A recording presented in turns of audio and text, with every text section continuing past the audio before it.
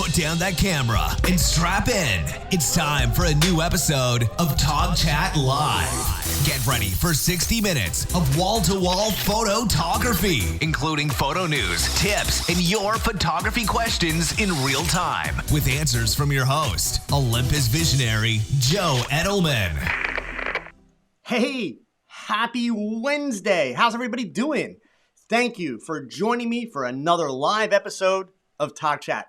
For those of you in the chat room, thanks for joining me for the live edition. If you're watching or listening via the replay or podcast, thanks for tuning in, and I hope I can help you with the hows and whys behind your photography. As always, before we get going, please do me a solid, take a moment, let your photography friends know that we are streaming live on YouTube right now. As always, Twitter, Facebook, they're the fastest way to get the word out. Now, you can do it one of two ways, just like always. You can go ahead and you can click that share button that is like right down there. Go ahead, click it, all right? Or you can use the link tog.chat/live.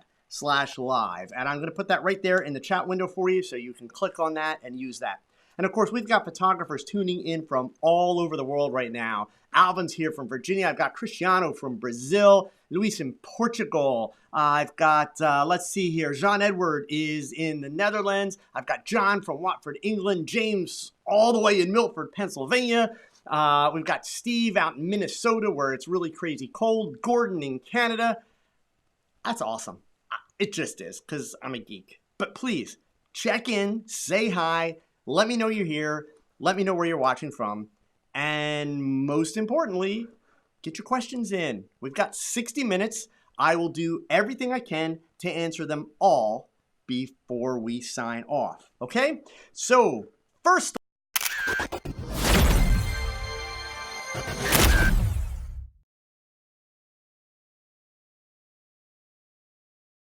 that's 2 weeks in a row that button has just failed me, so forget the button. Hey, anyway, there is some big news that we should talk about today. I'm not going to do a lot of news. I know a lot of people really aren't into the news, but as always, I try to give people a little bit of understanding about some of the things that go on in the industry and some of the headlines that we see. So I'm not griping about any blogs or anybody else tonight, but I want to also give you guys a little bit of background.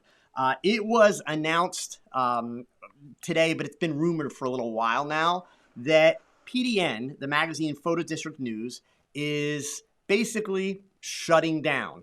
And the magazine Rangefinder is no longer going to be put into print. It's going to be strictly in a digital format only. And, so this is an article that's on the PDN website for, Photo District News.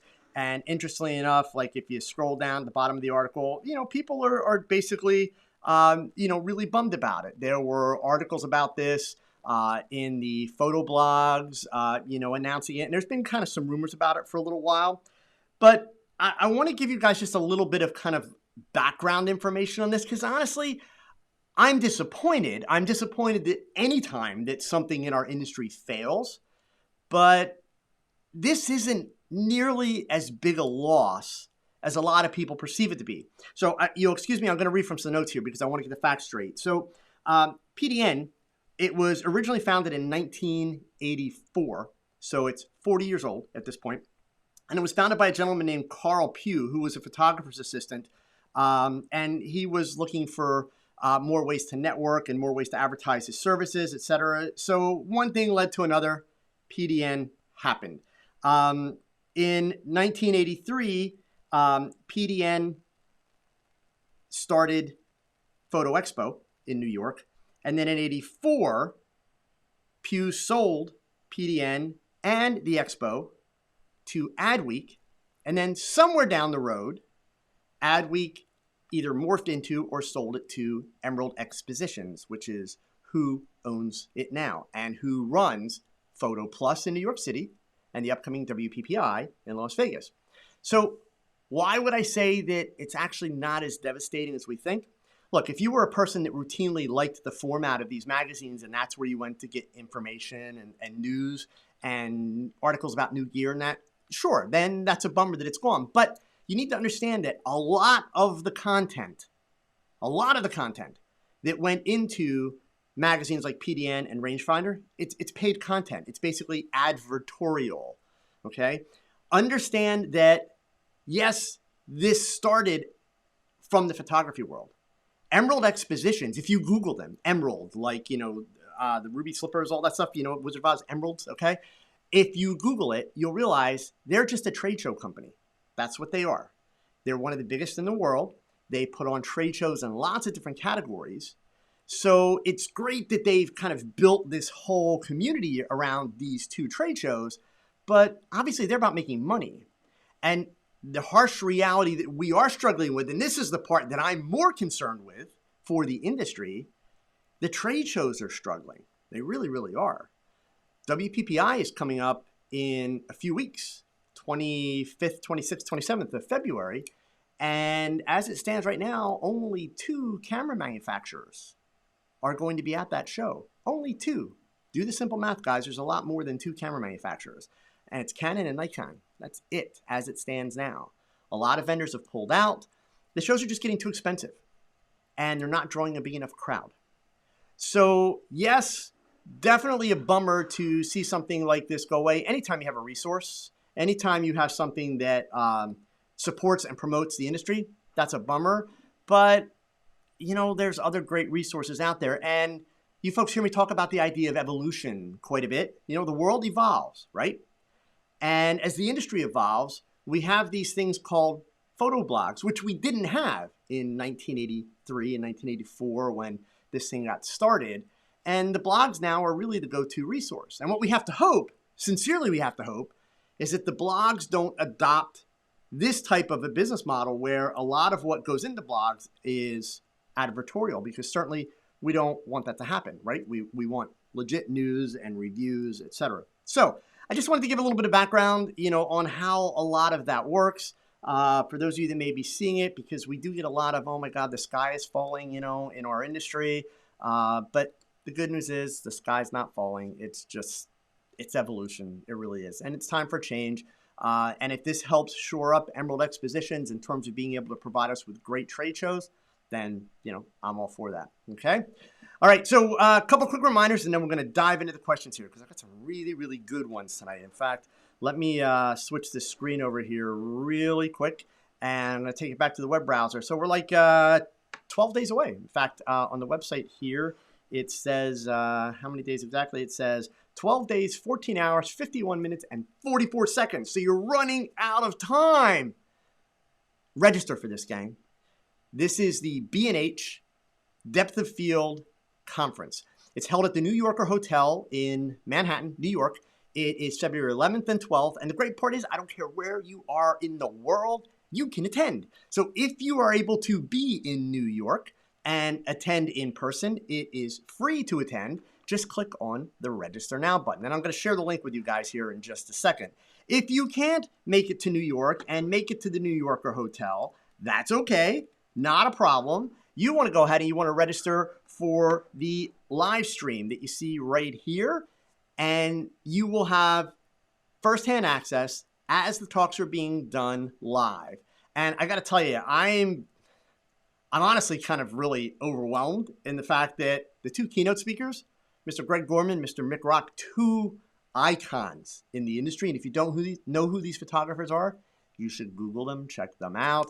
But you can see there's a pretty amazing lineup of photographers that are speaking at this event. And I'm actually really stoked. If you scroll all the way down, I even used one of my pictures for the event page. So hopefully you'll sign up for that. And if I don't meet you in person, I'll at least be talking to you online. I'm really looking forward to it. I know from past events that they've held like this, awesome event, amazing lineup of speakers. So, and then don't forget, of course, that if you check my website regularly, there is a calendar on my website of speaking events, so you can keep track of where I'm going to be. We've got, after the B&H conference, we've got WPPI coming up. I'll be doing 2 things at WPPI, so I'm kind of flying in and flying out of town really quick for WPPI, and it's Vegas, so I'm bummed that I'm flying in and flying out. But on Tuesday the 25th, at 1:30 p.m. in the afternoon, I'm going to be doing a demo at the Savage Universal booth. stop by, say hi. It's going to be a lot of fun. We're going to do some cool stuff, and we got some giveaways. I'll have some prizes to give out. And then the next morning at 11 a.m. on the 26th, that's the Wednesday, I'll be doing a platform class all about the fashion portraiture that I work. And we're going to talk about lighting. We're going to talk about where you get the creative ideas, how you come up with the creative ideas, how you put it all together and make it work. And we're going to create some really cool fashion portraiture on stage in front of a big group of people. And of course, I'll be walking around the show and checking things out. But then I'm out of town already. Wednesday night off to another event. So hopefully I'll get to meet a lot of you and talk to a lot of you at WPPI. All right. So I know that you guys love the Q&A. So let's.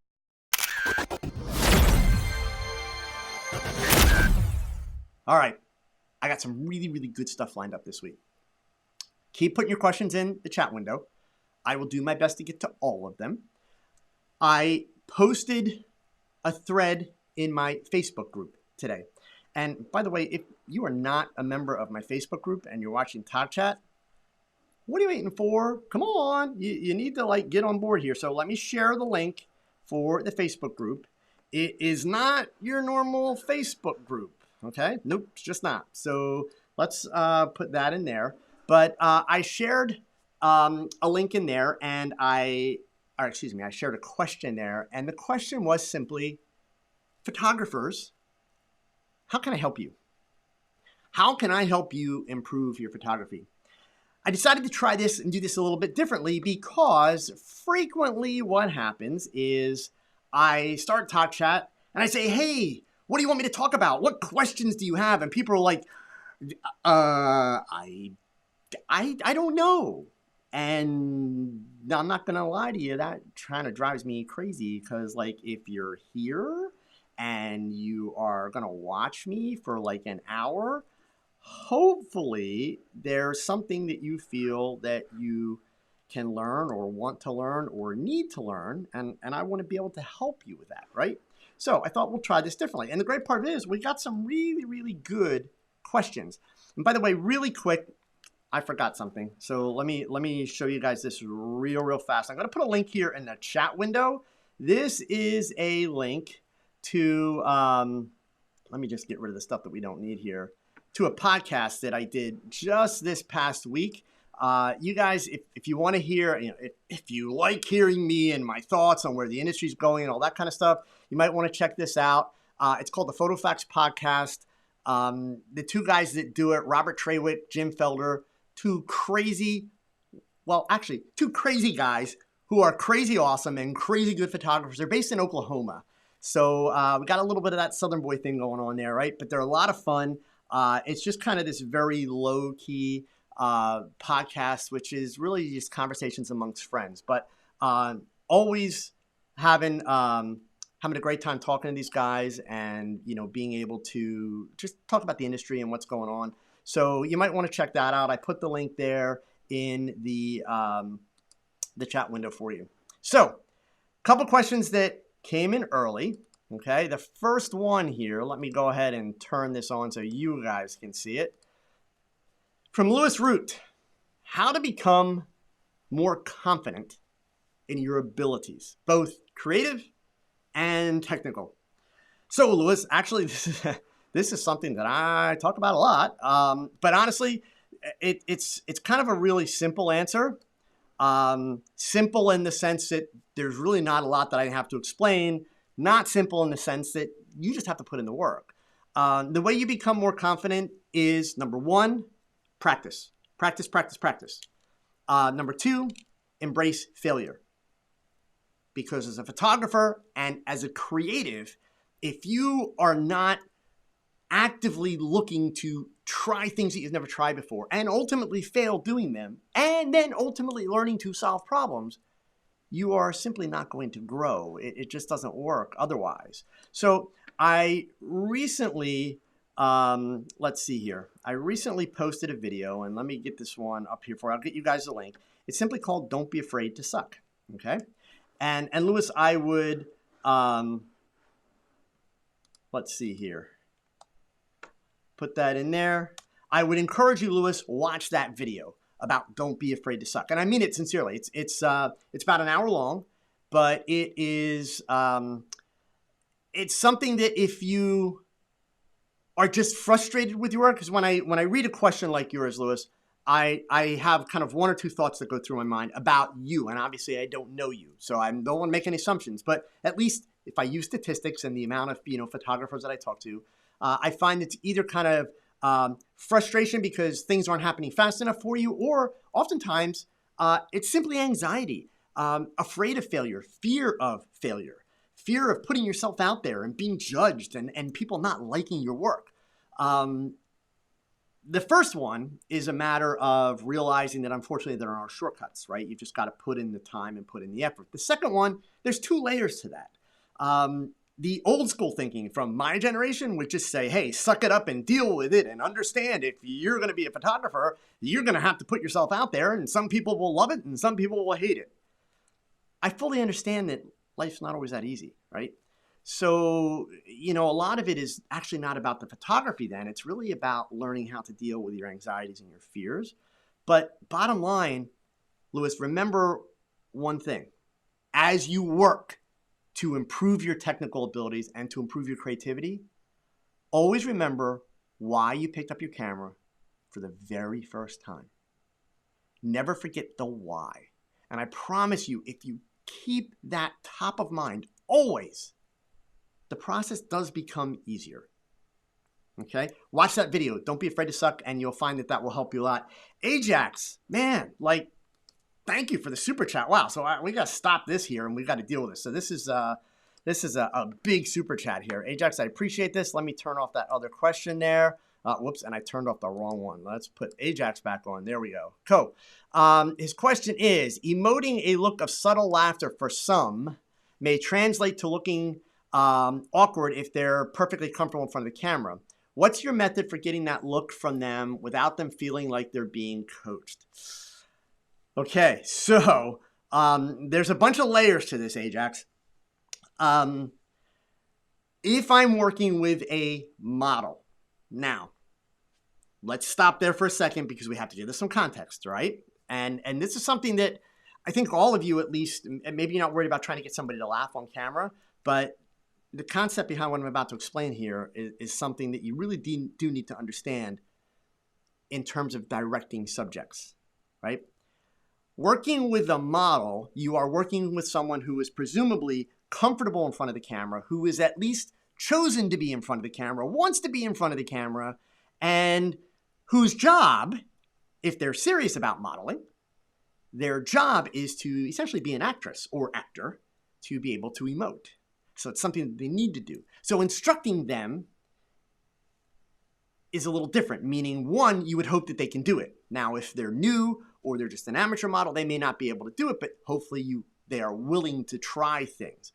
So I'll explain in a moment the things that I try. If you're dealing with someone who is, you're doing a set of corporate headshots and the people are supposed to look happy and friendly, let's say because they're salespeople for the company and they're the face of the company, so, they want a lot of personality. But these are people that they just want to go do their job and then go to lunch, right? They don't want to have to be in front of a camera and they get their pictures done, and it's at work. So, probably everybody's watching, and it's like a nightmare for a lot of people. So then it's a whole different ballgame. And then we have to add one more layer to that, Ajax. And that layer is the next time someone laughs in front of you, especially if it's like a spouse, girlfriend, boyfriend, husband, whatever, pay really close attention to their face. Laughing, it is not attractive for nobody, period. But we don't process it that way in our brains. We don't process it that way because of the emotion behind it, right? Because of the fact that laughing is usually a good thing. It's usually happy. So we overlook the fact that it's actually not that flattering, visually appealing, right? So when I'm working with models, to go back to that answer, I will frequently fake it. And the one thing I will never do, by the way, is I will never say to somebody, just give me a soft laugh. Cause what is a soft laugh? What is that, right? So you got to think about the things that you say. If you're going to give a direction to somebody, play it through in your head first and imagine yourself doing it. And if it seems stupid to you, then it's stupid to them. Trust me, right? So I have two favorite words that I like to use. And I'll also give you a little homework assignment to actually kind of go and test some of my theory. So the two words that I use are hey and wow. So if I'm working with a model, whether it's a new model that I'm teaching or whether it's a model that maybe has some experience, if they're not giving me that expression right out of the box, after me telling them like, hey, I want like just kind of a soft laugh, like it's a chuckle, like you're having fun. And if they're kind of like whatever, okay, then I have to coach them. So the way I'm going to tell them is like, all right, look, I want you to say wow. And the word that I usually start with is wow. That's my first go-to. So I want you to say the word wow, but listen to me how I say it and watch me. And then I'll tell them I want you to say it, wow, wow. So I want a little bit of eye energy, not like, oh my God, but I want just wow. And I want that mouth open. Wow makes a nice round mouth shape. And if you do it with a bit of a smile and happy, say wow. At the peak of that, you've got that soft, subtle laugh. Now, depending on the size of the person's lips, depending on the shape of their mouth, depending on the way their facial muscles work, some people have like a crooked smile, all that kind of stuff. Wow, not the best choice of words. So then you go with hey, hey. And for some people, that works better. If you start to pay attention in advertising, magazines, billboards, places where you see people laughing, right? Commercially. You will notice something now that I've pointed this out to you. You generally don't see cheese. And you generally don't see big laughs. Like, you generally don't see that. There's a whole bunch of science behind that. Part of it is that cheesy smile. Our brains are actually pre-wired to essentially recognize that expression so fast that we don't even pay attention to it, meaning it's boring. So generally what you'll see when you see a person smiling or laughing, it's a little flawed, it's a little off, like ha ha ha, or okay, there's those, it's just different. The reason being, your brains will have to engage. And when you're driving down the road and passing a billboard, they need that expression to capture your attention to make you read the billboard. That's why the picture is there. So the problem that you have is if you use an expression that's boring, it doesn't work. If you use an expression that's not flattering, you might capture their attention, but you're going to capture it for all the wrong reasons, right? Now, if it's a portrait subject's a little bit more work, right? Because if somebody's coming in, it's that corporate headshot scenario. You're in a corporate office, you're doing these pictures. You say to somebody like, hey, I need you to do hey or wow. It's like, good luck getting that to work, right? Because that's just going to make them that much more nervous. But the upside is, so I'm going to take a bit of a cop out here, but the upside is in that situation, you don't need them laughing, right? You need them happy. You need them energetic. Another great way to get that kind of really happy vibe is to have the mouth slightly open, okay? A slightly open mouth is generally, not to sound the wrong way, but it's more welcoming, it's more attractive than a closed mouth. Because a lot of people, when they close their mouth, turns down, so you can't make that happy, right? And plus, when they close their mouth, if they press on the lips, purse the lips flatten up, they lose their lips, etc. So don't be afraid if you're doing models, Ajax, to coach. Don't be afraid at all. And try different words, try different things. You have to kind of get a sense of, what can I get out of this subject? And then you coach where you have to, right? With a regular portrait subject, hopefully you're not going to have to do the kind of subtle laugh thing. It's really more about just putting that person at ease, developing, a connection, etc. That's how I would approach that. So, Ajax, I hope that helps. Okay, thank you again for the super chat. Sincerely, thank you. All right, next question up here. This one came in to my group earlier. This is from Jonas. I've been shooting, and this is a good one because I think, Jonas, you're going to be really surprised at the answer. I'll see if anybody can figure it out here before I get to it. So he says he's been shooting plus-size ladies for years. His wife happens to be one of them, but she hates his photos because her face looks fat in his photos. He's shooting Panasonic with a range of lenses, the 12 to 60 kit lens, the 11 to 140, the Sigma 19. None of them seem to make a full body image that she likes. But here's the kicker. She loves the iPhone images. Any ideas of what I could do to get a similar look to an iPhone? Well, so I have to give a dumb answer first just for the fun of it. It could be that you're using Panasonic. I know, I had to say that. Sorry. It's obviously not because it's Panasonic. The other dumb answer is, well, you could try using an iPhone, right? But actually you're missing the why. So iPhones, what do they have? They have a wide angle lens, right?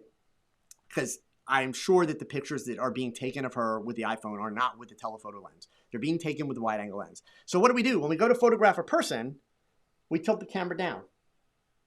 We're tilting a wide angle lens down. Because you don't see iPhone photographers like getting down here, to get the camera in the middle of the body. They just stand up and they tilt the camera down. And 10 to 1, Jonas, you're probably taller than your wife, or whoever's taking these pictures often is taller than your wife. So the camera's aimed down. What does that do with a wide angle lens? It puts her head closer to the camera than the rest of her body, and especially much closer than her midsection, which is the part that no woman is ever thrilled with. I don't care how they're built, right? So it has a slimming effect. It creates an optical illusion. It's no different than the video that I have about how to find the best side of a person's face. You put the smaller eye closer to the camera to create that optical illusion, right? That's how that's done. So honestly, that's all it is. So you've got lenses here, like the 12 to 60, shoot at the wider end of things. The 14 to 140, that's a lot. And I realize it's a micro four thirds lens, so it's still a smaller lens, but that's just a lot of lens to carry around. The 19 millimeter, so that's like a 38 millimeter in a full frame comparison. I would go with the 12 millimeter if that's really what you want. And you could still shoot with your Panasonic because yes, you're going to get a better quality image, but shoot it the way you'd shoot an iPhone image, right? So, but certainly with a plus size model or subject, normally I tell people for a full length picture, you want the camera like at the mid height of the body, right? So that the sensor and the subject are parallel. That way you're getting the accurate perspective. But if you know you're dealing with a subject that is concerned about their size or has any kind of body image issues whatsoever, then indeed you have to look for cheats. And it depends on the build of the person. Some people, you can angle them slightly. Other people, you just can't do that. Your wife has actually given you the solution. Just shoot like you're using an iPhone, but do it with a wide angle lens on your Panasonic. Stand up, make sure you're tilting that camera down. It will have a slimming effect on her. That's the answer. Okay? All right. Next up here. I'm not exactly sure what this whole name is, so I'm just going to skip the name and go right into the question. And I've got multiple. And actually, before I do that, let me just back up 1 second here. I'm going to turn that question off for a second. Ken had a comment back up here that I want to pull out of the stream really quick. Ken says, Joe, I need you to avoid answering which and what questions because they're inevitably gear related. Encourage us to ask how and why questions. Ken, I agree. Every now and then I slip and I get into gear stuff. And, I'm not going to lie. I'm an Olympus ambassador. So if one of my Olympus peeps comes in and asks a question, I'm going to help them out, right? Because that helps pay the bills. But I agree with you, Ken. And I think you'll notice tonight, that's a big part of what I'm trying to do is really stick with technique. That's also part of the information that was a takeaway for me from the questions I asked a few weeks back about how people felt about TOGCHAT, etc. So, and there's my answer. So the real name here, cool, it's Paul. All right, so Paul asked and this set off a whole thread. So I wasn't going to put the whole thread in here, but I am going to read you parts of the thread separately.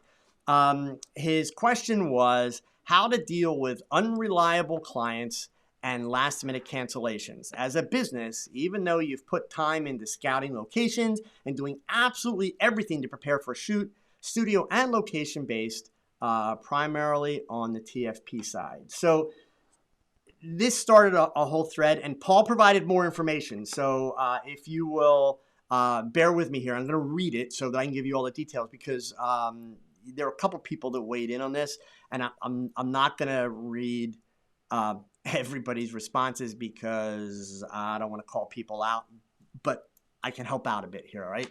So Paul went on to say, just a quick overview. As you'll pick up, this has clearly happened to me. It has definitely happened a lot, and it has been the same resounding tone the past year. That would be really depressing. And believe it or not, the solution is not that difficult. His most recent was a potential client who booked a shoot on a Friday and knew that he had booked the studio for the day. Upon asking what releases she required for her future publications, I was simply given an LMFAO, I don't know, haha, which sounds like we were text messaging with the client. First mistake. After he confirmed that the studio had been booked, this happened, by the way, okay? He then woke up on Monday to a message. Monday was the day of the shoot. He woke up on Monday to a message at 9 a.m. stating that the shoot was canceled. And this, of course, was after he had paid for the studio rental. He has the typical 72-hour cancellation notice in his terms of service, and it advises everyone who he potentially shoots with that if they cancel after the 72-hour period, they would be liable for covering the entire shoot fee. As you can understand, this has had a pretty detrimental effect to his creative side. It hasn't just happened to me, and initially this is what I thought. But it seems like a lot of photographers are losing a lot of business around my locale and wider area, both paid and TFP. So Paul, you're here, so I'm going to ask you a question, and I want another response from you before I answer this, right? The question that I'm going to ask you is this. All this correspondence that you had with your client, giving them the terms of service, scheduling and everything. And I need you to give me an honest answer, Paul, or I can't really help you, right? What I want to know is what percentage of your communication with your client prior to the client canceling, which clearly they canceled via text or email based on your message, but what percentage of your communication prior to that cancellation was by phone or in person? And what percentage of the communication was by email? And what percentage was by text? And Paul, the other thing I would like to know, so I just need to know those three numbers: communication in person, email, or in person or by phone, right? Okay, email and then text. And then the last thing I need to know is for this shoot, did you know and had you seen photographs of exactly what outfits this client was going to wear for your shoot? Had you seen them already? Even though she canceled and never showed up, had you seen them?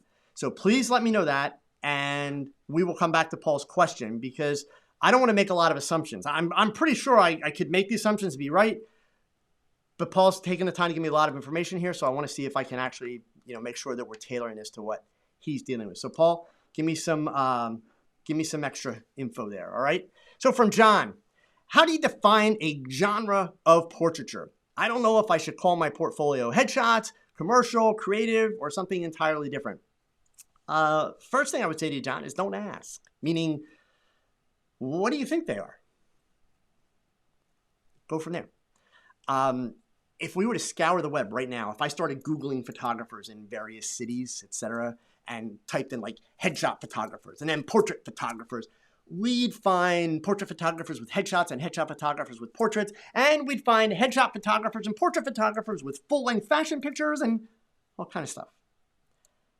Labels suck, right? Now, pause. Now that I said that, I'm going to talk out of the other side of my mouth, so please follow along, right? If, John, you are asking me this question with marketing in mind, meaning you already have a portfolio, you've got a website built, and you are trying to now market yourself to make money, well, what I would recommend that you do is a little bit of research. And I don't mean typing in, how do you define a portrait? No. I mean, let's say, I'm in Allentown, Pennsylvania. So if I was in your shoes and I'm trying to do this for business, what I would do is I would type in portrait photographers in Allentown or Allentown portrait photographer. And then what I would want to do is I would want to look at what photographers come up first in the results. These are the photographers that are getting the most traffic online, and I want to see what kind of labels are they using. Now, it's not that I have to use exactly the same labels, but do understand. Let's say you want to do corporate headshots. Let's say that's your thing. So calling your headshot, if you're doing corporate headshots and you decided to label them headshots with personality, that's actually pretty stupid. because nobody's going to be searching for headshots with personality, right? So you kind of have to look at it from a marketing standpoint if you're doing this for business. And sometimes it kind of makes sense to join the pack. And if everybody's just labeling them headshots, call them headshots. If everybody's just labeling them corporate headshots, call them corporate headshots, and kind of go along with that. That way, you're much more likely to be found in that mix, okay? All right, so I want to turn this off. Paul has given me some more information. So remember, Paul struggling with the fact that this woman canceled, last minute, et cetera, et cetera. So the first thing is he's told me that the communication that he had with this model was mostly by Instagram. That's epic fail first, Paul. I'll get to that in a second. The clothing wise, she didn't send him anything, but they were going to ad-lib kind of. Initially, it was supposed to be a shoot with 2 people. Then he went on to say, however, she contacted me asking me if I wanted to shoot just her instead. The model is published, so she seemed reliable. I'm curious, Paul, is she really published like in print, or is she published on some online thing? And if the print thing is like, Tattoo Babes America or whatever, like, come on. I mean, is she published as in she is an agency model and she has to answer to an agency, or is she just published because some photographer got her pictures in some online magazine? There's a big difference in terms of what that says about a model's reliability. The word published gets thrown around very loosely now because of the internet. And, anytime somebody uses your pictures and give you credit, that's cool. Don't get me wrong. But I'm just saying that doesn't mean that a person is responsible. And the sad part is I'll get myself in a lot of trouble for this statement. Depending on where they're located in the country and what agencies they're with, the fact that they're an agency model doesn't mean that they're responsible either. Just saying. But so far, unfortunately, Paul, it's your fault. I'm going to get to it. So he's got more here. And then he went on to say, yes, mostly text and Instagram. I did also pass her all of my details and phone number so that she could call him too. And oh, great. So I am getting myself in trouble. And then he goes on to add, yes, she is both print and agency represented. Yeah, that's not a guarantee. So here's the problem, Paul. And folks, this is for all of you because a lot of you do this. I wind up talking about this a couple times a year here on TOGCHAT, and it's totally worth discussing. You can't be so doggone lazy. My challenge to you is, are you able to photograph this young woman using Instagram? Of course not. I mean, I guess you could pick up your phone and open the camera app in, Instagram and do that, right? But you have to photograph her face to face.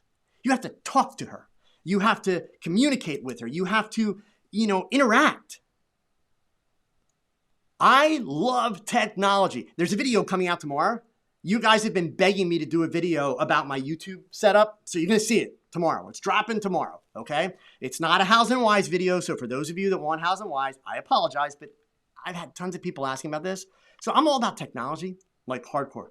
I'm all about the internet. I love it. But the fact of the matter is, photography and business happens between 2 people. Ultimately, what's happening is by just trading Instagram messages back and forth, you are not putting effort into the shoot. The fact that you went and scheduled a studio, that's on you, man. I'm talking about the effort between you and that model. And especially if she is agency represented, she probably doesn't need your photography. Just saying, that's not an insult. It's just the reality of it, folks. I'm not dumping on Paul here. A lot of you do the same thing.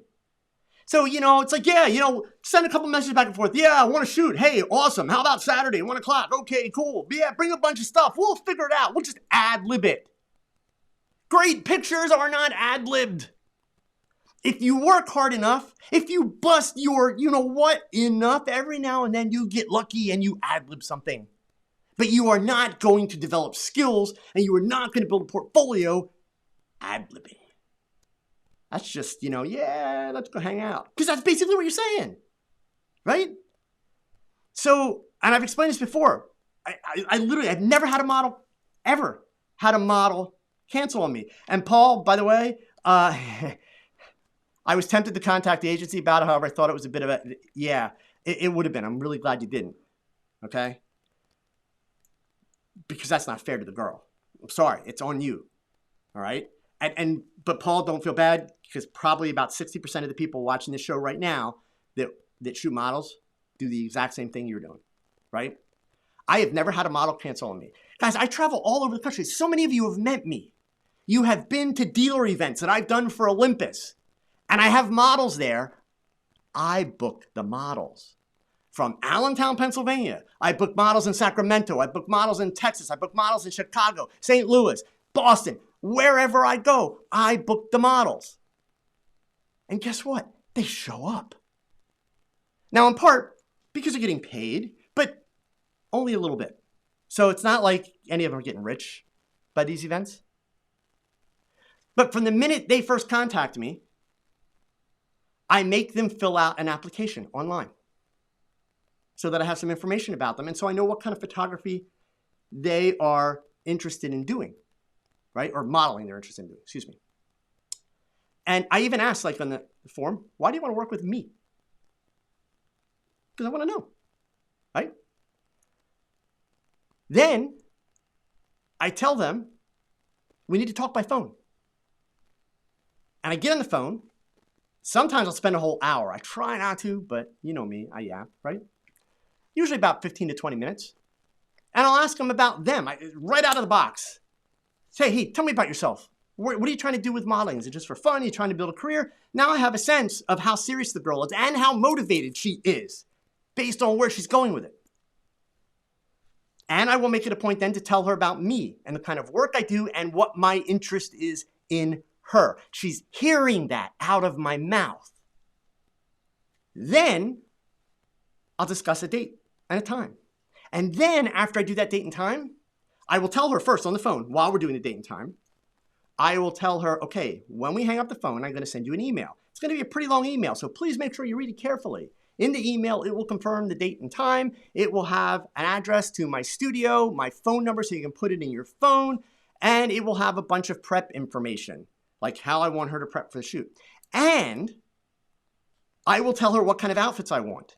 And I will give her a deadline 1 week prior to that shoot date. 1 week. That she has to take pictures of herself, selfies in the mirror. Like, pick up the phone, do the selfie, there's the mirror, do the selfie, boom, okay? And I tell them, I don't care about your hair, I don't care about your makeup. We're working, I'm excited to work with you. I just need to see the outfit on you. I don't want to see it laying on the bed. I don't want to see it on a hanger. I want the outfit on you. What that does is several things. Number one, it allows me to say, God, not that outfit. Are you kidding me? Switch that, give me something different. And by the way, I do give them specifics like only solid colors, whatever, okay? The other thing that it helps me when I get these pictures, and by the way, just have them text. It's the easiest way. Ask the girl to email it. You'll never get the pictures. Tell her to text, have them like that, okay? Once I get the pictures, so I know that I like the outfit. And number two, it allows me then to start planning ideas around the outfit because I see the colors. I see how the outfit shapes, whatever it is. I see, okay? Then I send an email the day before the shoot, which basically covers all the same stuff I covered in the first email. But, starts out with, hey, look, really excited for tomorrow, the whole bit, okay? Please be on time, yada, yada. There we go. I never have people cancel. So what's happening is, let's talk about the psychology behind that. What I'm doing, and ironically, as you guys are, or I'm talking to you guys, there's a young woman on Instagram right now who's going through the process. She found me. She's in the Midwest. She really wants to come east and model at one of my workshops. So she's in the process of filling out the application and communicating with me. I'll talk to her on the phone tomorrow, okay? So I'm basically making them jump through a few hoops. But I'm not playing with people because I'm jumping through the hoops too. I'm taking my time and investing my time, which basically says to that person, hey, this guy's really serious. Like, this guy's no BS. He really wants to do this. He's investing his time too. So that's where you guys go wrong with these cancellations is that unfortunately, what's happening is the message that you're sending, and I know you're not trying to send that message, gang, but the message that you're sending is that it's not that big a deal, right? It's all cash. That's why I kind of picked up on that ad lib word. It's like, yeah, whatever. It's like, nah. Being artsy-fartsy of mentality is not the way to get a good shoot off the ground, right? So it's all about, it's put in the effort. I mean, that's really, really what it comes down to. And I guarantee you, Paul, if you take those steps and kind of put in the effort, you will see that that's going to settle out. All right. And in that way also too, one last piece, Paul, you're not wrong for having like the whole terms of service and everything, but when it's a TFP, so if I was a model, right? Thank God I'm not, but if I was, you know, and I'm doing a trade with somebody and somebody hands me this document, or better yet, just sends me an email. It's like, okay, so my terms are this. If you cancel, it's going to cost you this. And if this doesn't happen, it's good. I'm out, done, not interested. And I hate to say, as a photographer, I'm the same way with models. If I get a model that's like, you know, I need this and this and wants all kind of stipulations, it's like, you know what? I don't fault you for wanting that. Not my thing. Best of luck. Goodbye. I'm out. I am not a litigious person. Just not my thing. I don't have the patience for it. I believe in being honest with people, treating them fairly. Boom. Okay? And just like anybody else, you know, I drop the ball from time to time, certainly, but I'm going to do everything possible to make it up. My goal is never to screw anybody over, period. So, yeah, I avoid all that legalese stuff as much as possible. Certainly, if I'm dealing with a corporate client, that's a whole other story, right? But yeah, if I'm dealing with a model that I'm doing a trade with, or even if I'm hiring them for a workshop, no, I'm just going to treat them properly and make sure that they're really excited about doing it, because that's my responsibility, right? I want them to be excited. Part of it is getting too many photographers, get these girls to come in and model. And the theory is, okay, I'm going to put her in front of the camera and she's amazing. She's been published and she's got all these great pictures. And I'm going to basically sit back and say, hey, go. And all I have to do is take pictures. Man, you guys you're failing right out of the box there anyway, because that's not how it works, right? You've got to be the director. You've got to direct these girls. I don't care how good the girl is. The more direction you give her, the more information, the more of a story that you build, the more that you enlist her as a collaborator. In other words, really get her to buy into the ideas, which this has to start before that day. The more that you do that, the better your pictures are going to be. And the more excited they're going to be about working with you. Because believe me, what are these girls used to? They're used to showing up at guys like, yeah, that skimpy outfit, put that on. And the girl walks in front of the camera and the guy's like, okay, yeah, do something. And if she smiles, he's like, no, don't smile. Give me sexy. And he starts taking pictures. That's what they're used to. So you want to hook them? You're going to get them excited. You're going to collaborate with them. Because remember, there's a simple reality. That portfolio that you want to build, you can't do it without them. It's not possible. You need a model. Plus, if you also want to make sure that they know you're serious, you're going to have a makeup artist involved. Because if you're not going to get great stuff. You're just not, right? So, anyway, that's my buddy Nick's here. Nick's a lawyer. I always give Nick grief because he knows I've got a thing about lawyers. Anyway, so Paul, I hope that helps out. Okay. All right. Next up here, I got one from. Oh, I did John. Sorry, that was the genre question from Abraham. How does one break into the commercial fashion and photography industry? You know, that's one of those fun questions. And a couple people responded to his, question, said, yeah, I'd like to know that too. You work your butt off. That's the first place, right? You just do. If you don't have a portfolio that is of the quality or better than what you are seeing in print magazines today, like, in other words, since we're talking fashion here, we'll talk about magazines like Harper's Bazaar, Vogue, Elle, Glamour. If you don't have a portfolio that shows images of that quality or better, you ain't breaking in nowhere, man. Like, there's no back door. There's no, you got to know the right person. No, you got to put together a portfolio like that, okay? And then, if we're talking about those magazines, so if we're talking about really about New York, the real fashion industry, you're going to move there first. And then you're going to assist first. And that's going to give you the contacts and the ability to get in. If you live in Podunk, Idaho, you ain't breaking into the fashion world because there ain't no fashion in Podunk, Idaho, right?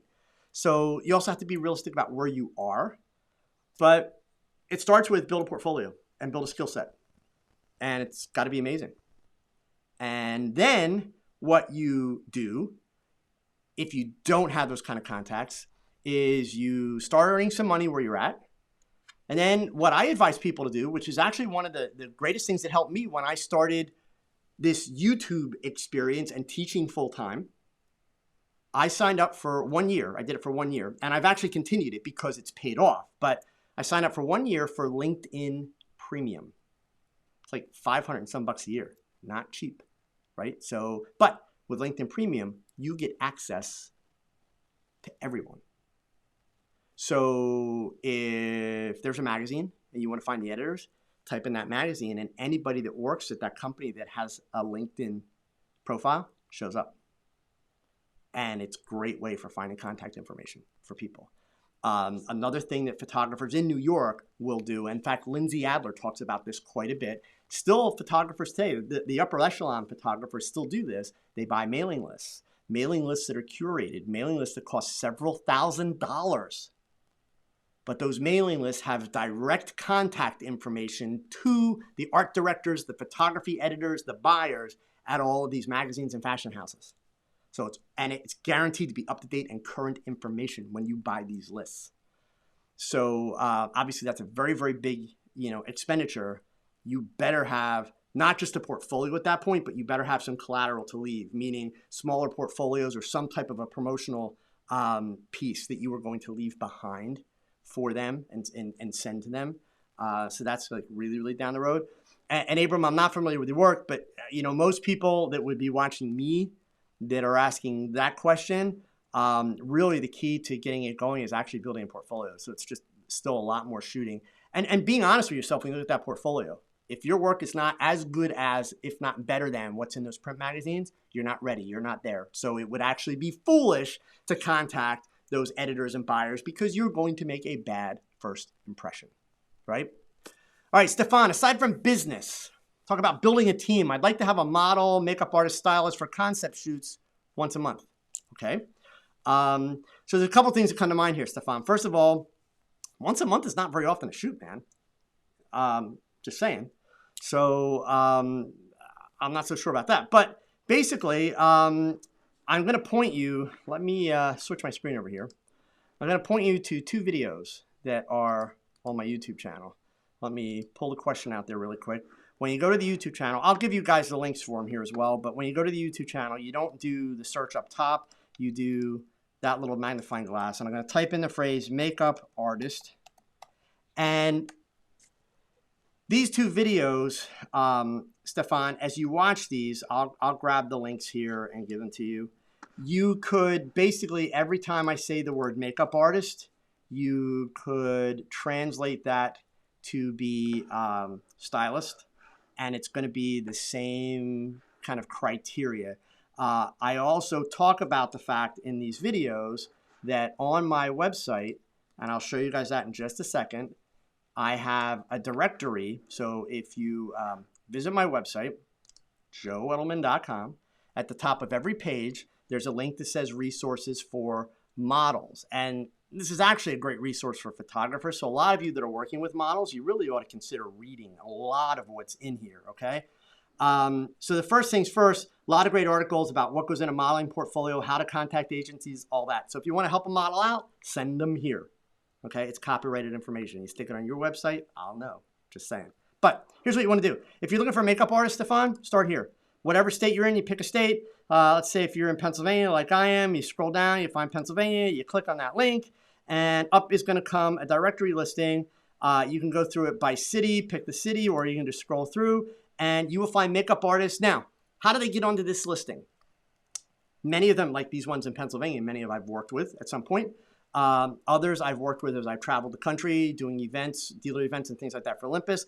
Others have submitted to me, so I've never worked with them. So what's the criteria? And I do explain it on the bottom of every single page. The criteria is I've reviewed their portfolio and they display work of a quality that I would be comfortable working with. So that's the criteria for how do they wind up in here. In here, there's also a listing of modeling agencies throughout the United States. The makeup artists and also promotional agencies that you could pass on to young girls that are looking to make money doing promotional work, which is, actually especially great side gigs, side hustles for like college students, that type of stuff. So, okay. All right. So let me get back to the solo shot here. But that's where I would start, Stefan. And then beyond that, the other thing you do, sorry, I was going to pass on and I almost forgot this. Open up Instagram, right? Open up Instagram and do hashtag searches. So like when I'm traveling, if I'm going to, where's my next trip? My next trip, aside from Vegas, is going to be Indianapolis. So if I'm going to Indianapolis and I need a model, I'm going to go and do a hashtag search on Instagram for Indianapolis model or model Indianapolis, okay? And I'm just going to get anywhere from hundreds to thousands of results when I do that. And I'm going to go through and it's like, oh, she looks really pretty. Oh, she looks really pretty. And just because she looks pretty in one picture on Instagram, I'm not sending her a message, right? I'm going to do a little research. I'm going to go back and look at the rest of her profile. I'm going to see if I can find her Facebook page, or I can get some other pictures. I'm going to see if she has a modeling profile. And then if I'm interested, I'm going to try desperately to get her email address, which a lot of times I can get it off of Instagram. If not, what I will do is I will go ahead and I will send her a DM. And that DM is not going to be like, hey, I need a model. You want to shoot? That model is, hi, my name is Joe Edelman. I'm a commercial photographer that's based in Allentown, Pennsylvania. Here's my website address, okay? And then it's going to say, I'm also sponsored by the camera company Olympus. I'm going to be doing an event in your area on this date at this location, and I need a model for X number of hours. The pay is this. It would involve doing this. If you are interested, fill out my form. And then I get back to them. So right out of the box, they don't just get the message me, because a lot of times I'll get girls that'll write back. It's like, oh, I'm in. And they never fill out the form. Guess what? They're not in, right? I don't care what the girl looks like. I don't care if I'm thinking, oh my God, this is the most beautiful woman I've ever seen in my life. If she doesn't fill out the form, she's not modeling for me. Done, right? You have to keep it that simple. You keep it that simple and put in the effort, you won't have problems. That's the key, okay? So, yeah, Stefan, hopefully that helps out and gives you some direction. But watch those two videos. That will definitely kind of point you in the right direction with the right mindset for how to build that team out. Philip had a one-word topic, weather. Well, obviously, Philip, I can't help you control the weather, but obviously, there's things like the weather app. There's, apps like Photographer's Ephemeris and things like that will tell you, when the sun's rising, all that kind of stuff. So, yeah, unfortunately, can't solve that one. Colin, I'm struggling with getting people interested in my work. I'd like my photography gear to at least pay for itself. So, Colin, there's a lot to unpack there, right? And so I don't want to make a lot of assumptions because otherwise I'm going to sound really like a jerk. But I'm going to take it the way you typed it, and we're going to go from there, right? So I'm struggling with getting people interested in my work. What that says to me is that you need to work more on your work until it's good enough that people are like, oh my God, what is this? I mean, honestly, that's just how it is, okay? Now, if we're talking about the idea of you're sitting there and you are confident that you have a great portfolio, but you're just not getting any traction, well, then we're probably talking about marketing issues, right? And if that's the case, what I would recommend you do, let me bring you guys back to my YouTube channel here really quick. I'll change the browser back. There it is. Okay, so on the YouTube channel, again, at the magnifying glass up top, just type in marketing, and what's going to come up here are 4 videos: social media for photographers, part 1 and 2, and also domain names and website hosting, and then websites for photographers. So I'm just going to give you the link, the link for the first one here, Colin. Start with that, watch the others. Oh gosh, now the video is going to play. I don't need the video to play. Okay, so I'm sorry guys, let me just kill that. There we go. All right, so now let me get you the link. Okay, and whoops, that was not the link. Son of a gun. Let's go back. I want to make sure you have the link. Type in marketing. There we go. Okay, so one more time. Copy the link. No, that's not it. Copy the link address. Oh my gosh. Okay. One should not drive a computer and talk at the same time, right? It's just that simple. Okay, so let me put that in there. All right, so go ahead and start there. And if the situation is that, you're just not getting the word out, that's a good place to start. Okay. All right. So we're tight on time. I just saw a question in here though, since I don't get enough marketing questions, and then everybody turns around and says, but you need to talk more about marketing. So Jessica's got a question here that came in right at the end. So I'm going to hit this one really quick. Okay. Jessica, I'm a family, children, outdoor photographer, so I do not have a studio. What do you feel like is the best way to market to families? I use Facebook, Instagram, and emails currently. So Jessica, the idea that you don't have a studio and you just shoot outdoors, nothing wrong with that. There are photographers, and I'm ashamed to say they're like in my generation, which I'm not proud of that, but they've come up with labels like mom togs, like it's some derogatory thing and all that crap. Look, the world evolves and the world is changing. In fact, I've talked about this in the last couple of weeks. I believe it was November or December of last year, Forbes magazine released some of their annual information. And the latest statistics and this would be based on 2018, so you can bet your life those numbers have skewed even more. People that put photographer as a occupation on their tax returns, more than 60% of the people that used that occupation did photography part-time, right? So that's actually becoming very much a norm in our industry. And that's not a bad thing. Like, it doesn't bother me at all. So the good part is, the idea that you don't have a studio and you're working on location, that's not bad at all. I will tell you before I get to your actual question, what I would encourage you to do, Jessica, as you develop your craft, don't be afraid of studio work. Now, that being said, I don't mean buy a studio or rent a studio. I mean, don't be afraid of lighting. Don't be afraid of learning how to go into somebody's living room, or for that matter, in their garage, depending on where you are in the country, if you're a place where it's a good climate most of the year, or walking into their garage and setting up an old school style backdrop and shooting a nice classic portrait. And here's why. You'll be able to actually charge a ton more money, okay? So don't be afraid of the lighting aspect of photography. But the fact that you don't have a studio, believe me, that is not a deal breaker. And even when I was working with models here in my basement, it's all about how you treat people, folks, and it's about the work that you show them. So as far as how you're going to market yourself to families, Facebook, Instagram, and emails are excellent places to start. What you're going to also want to add into that mix, though, is Pinterest, okay? Work with Pinterest, and then, and Jessica, I see you're still here. So answer me one more question, if you don't mind typing this. Can you tell me like where in the country you are? Like, are you in a small town or a big city? You don't have to give me a location if you don't want, but small town or big city? Let me know which it is. Add Pinterest into the mix, and understand that when you're playing with Pinterest, there's actually two angles you want to be looking at, right? Angle number one is just the fact that tons of moms use Pinterest, right? Tons of women use Pinterest. Mobile, Alabama. Okay, cool. So you're in a metropolitan area, but in a southern state, so it's a smaller metropolitan area.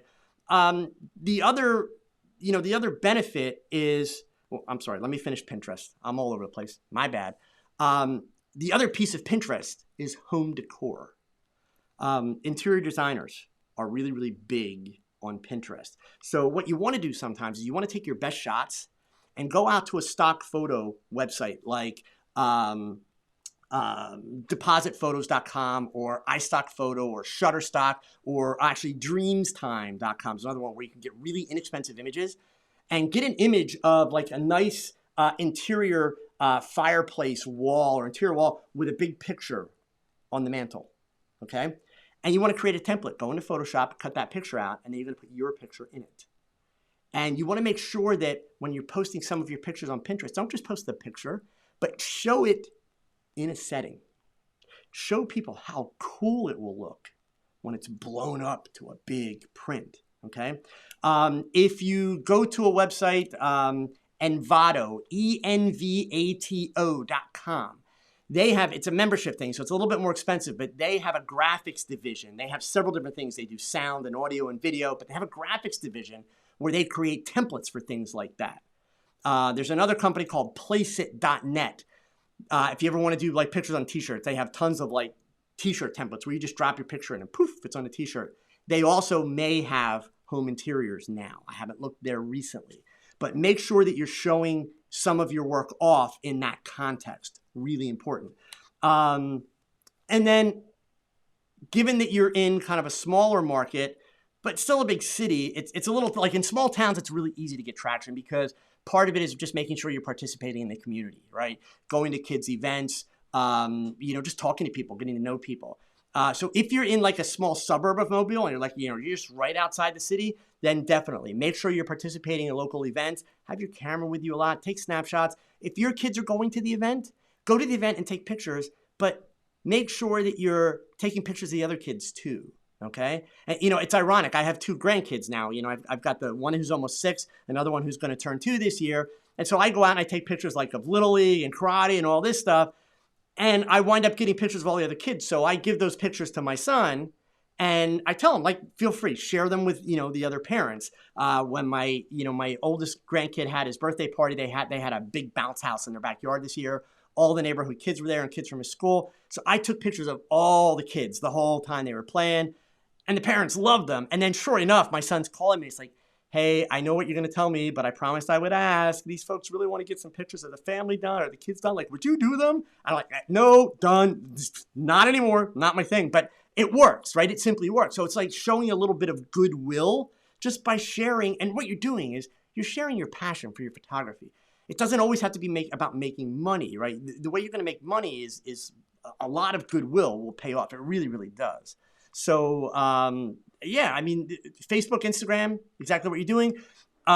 Jessica, it sounds like you're maybe fairly new to the process. So I will say this because I'm running a little bit late on time. Shocker, I'm over time. New photographers have a really bad habit of just slapping pictures on Facebook and Instagram like, look, and expect everybody basically to say, oh my God, oh, it's amazing.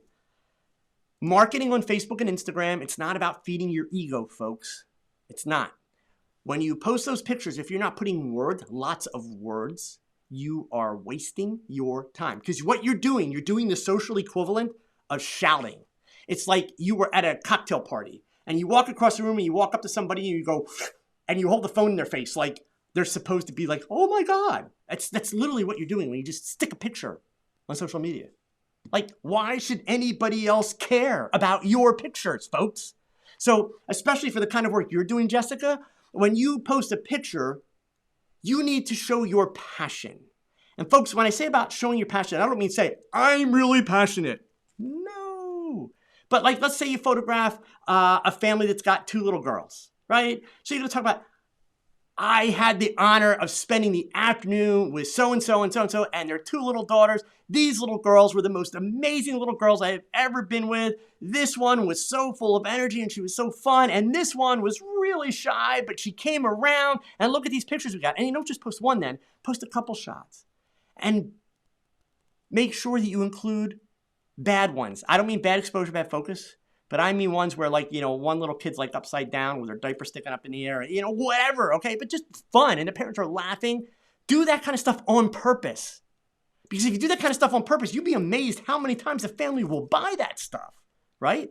So that's the marketing. Because what you're doing then when you put those pictures up, people come along, they see them, they're seeing great pictures. That's the obvious part. That's what we've all been doing. But they're also seeing your passion. They're getting a sense of what would it be like if I hired Jessica to shoot my family, right? That's how you market. It's all about emotion. You got to make that connection. And plus you're providing value when you do that because by posting more pictures and talking about the experience, you are giving your potential customers a sense of what will it be like? What am I going to get for my money, right? So when you put stuff on social media, always try to make it be about value. And it's hard to do that for every single post, even if you look at my post as an educator. So, like today, I had a post which was just, essentially you could say it was bragging. It's like, hey, I'm going to speak at the B&H conference. It's free. You should sign up. So there was a little bit of value. It's free, but it's like, hey, I'm going to be there. Boom, right? But, I will try anytime I post pictures, anytime I have information to pass along, I'm making sure that I provide a lot of value. So because I keep providing value, people will also tolerate if I just shout and say, hey, look at this, right? So it's about creating that balance, okay? One last real quick one, and I promise I'll follow up more on this next week, because as always, the business stuff comes at the end, but I'm way over time. Guion asked, is SEO still important when it comes to building your website? The short answer I'll talk more next week if you show up and ask me earlier in the show. Yes and no. You should never ignore SEO, but understand that you will not build your successful business because of SEO. So I realized that was kind of a crisscrossed answer, right? Come back next week, bring up that question. I promise I will dig into it for you and give you more detail. This was awesome, gang. Good night tonight. I feel like we had some good topics, some good discussions. I know I missed a lot of questions. I'm going to go ahead and, oh, Darren, I was a teenager in Idaho. You love the podunk comment. I'm sorry. I figured there's somebody here from Idaho. Please get out and shoot some stuff, gang. All right. I know in some parts of the country, the weather still sucks, but bundle up, get out there and shoot. I have a video coming out tomorrow that is going to show you this whole crazy, chaotic thing that I have here for shooting video. A lot of you have been asking about that. So do me a favor. If you're not into it, please don't feel you have to watch it and then bitch that it wasn't a photography video, right? Not everyone wants to see it, but I figured I'd share. I got no secrets, so I'm going to share, all right? More stuff coming, some cool announcements next week that I'll be able to tell you about. But in the meantime, if you're part of my mentoring program, I'll see you guys Friday night for our weekly Zoom chat. If you don't know what the mentoring program is, I'll stick the link in the chat window here for you really quick. You should check it out. It is very inexpensive, but also very, very helpful. And, guys, you know the drill, right? So as always, please remember these. Thanks for watching another live episode of TOGCHAT. Now, pick up that camera and shoot something, because your best shot is your next shot. So keep learning, keep thinking, and keep shooting. Adios.